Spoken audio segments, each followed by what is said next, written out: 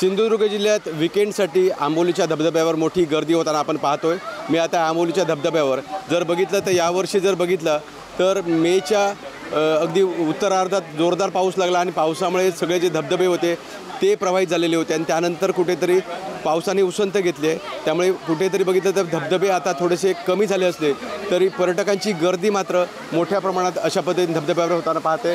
हा जर बघितलं तर धबधबा आहे आंबोलीचा मुख्य धबधबा आहे आणि या ठिकाणी कशा पद्धतीने गर्दी झाली ते आपण पाहत आहे। एकूणच जर बघितलं शनिवार आणि रविवार असेल या 2 दिवसामध्ये मोठी गर्दी पर्यटकांची इथे पाहायला मिळते। माझ्यासोबत इथे काही पर्यटकसुद्धा आहेत। मला सांगा तुम्ही कुठून आलात आणि कसं धबधब्याचा आनंद घेत आहे?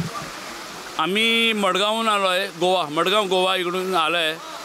अजून पाऊस तिकडं एवढा पडलेला नाही आहे, अजून तेवढा वॉटरफॉल तेवढा झालेला नाही आहे, पण तरी पण आम्ही इकडे आलेलो आहे। आमची सगळी फॅमिली सगळी आम्ही इकडे आलेलो आहे आणि आम्ही निसर्गाचा हे वॉटरफॉलचा आंबोलीचा आनंद आम्ही एन्जॉय करत आहेत। काय वाटलं, कसा वाटला धबधब्याचा आनंद लुटताना?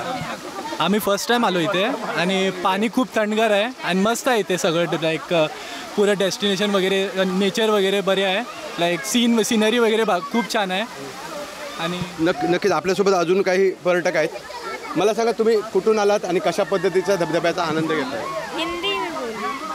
किधर से आए आप? इधर गोवा से। कर्नाटक से कैसा लगा आपको धबधबा, आपको कैसा लगा? ये प्लेस अच्छा है, देखने के लिए आने को बहुत अच्छा होता है, अच्छा महसूस होता है और ज़्यादा बारिश हुआ तो और अच्छा होता था। नक्कीच जर आपण बघितलं तर सिंधुदुर्ग जिल्ह्यात आंबोलीचा हा धबधबा आहे आणि या ठिकाणी पर्यटकांची पावळे आता वळवायला लागलेली आहेत। अगदी जूनच्या पहिला आठवडा आहे आणि पहिल्या आठवड्यात म्हणावा तसा पाऊस झालेला नाही, अजून धबधबे प्रवाहित व्हायचे आहेत, मात्र मोठ्या प्रमाणात पर्यटकांची इथे गर्दी होताना पाहायला मिळते। विकास गावकर, TV9 मराठी, सिंधुदुर्ग, आंबोली।